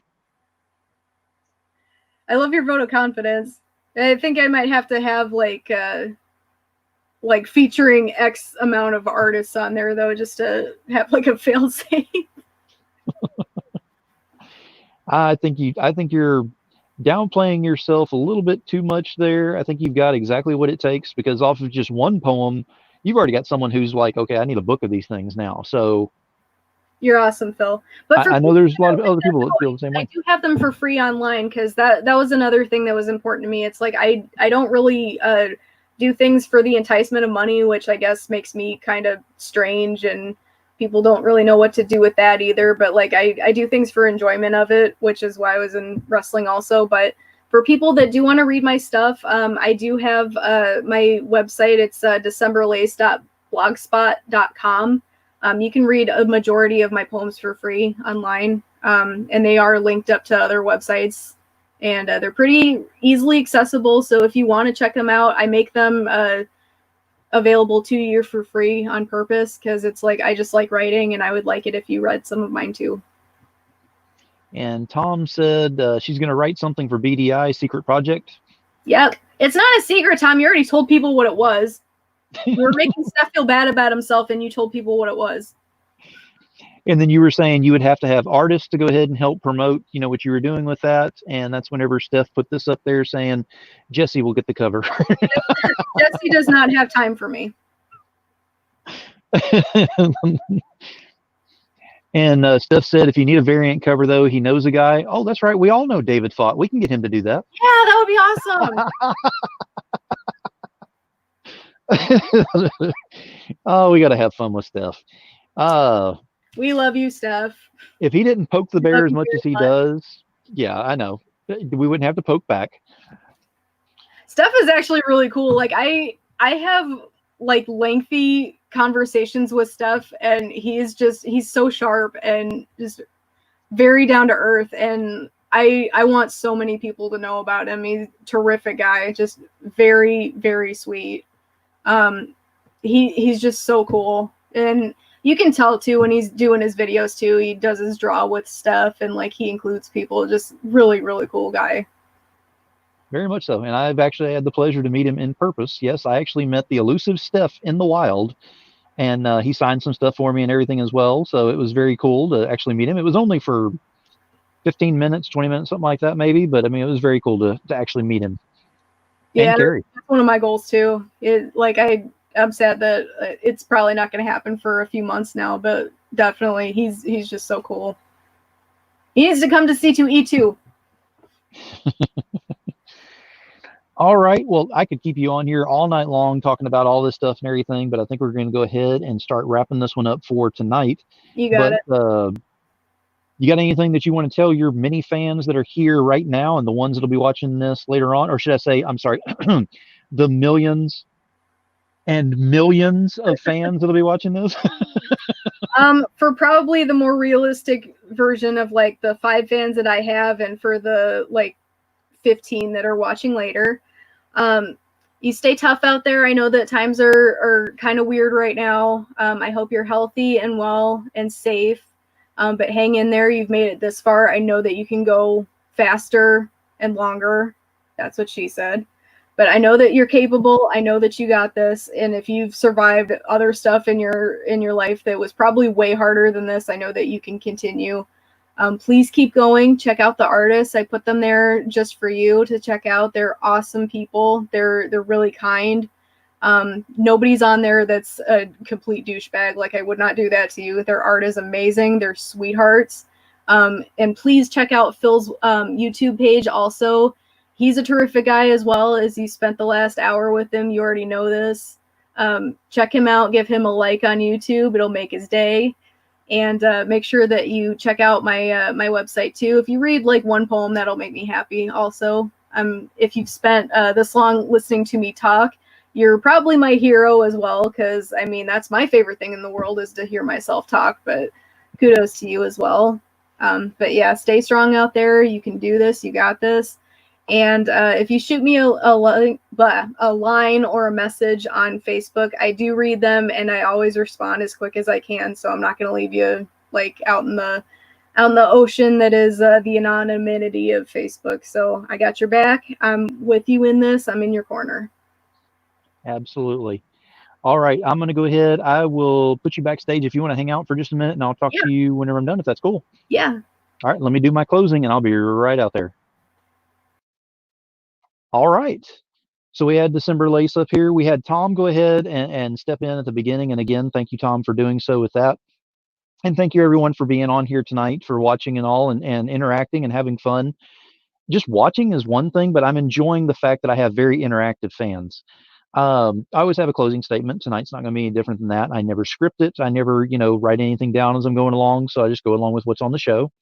And this time it's one word again, which is selflessness.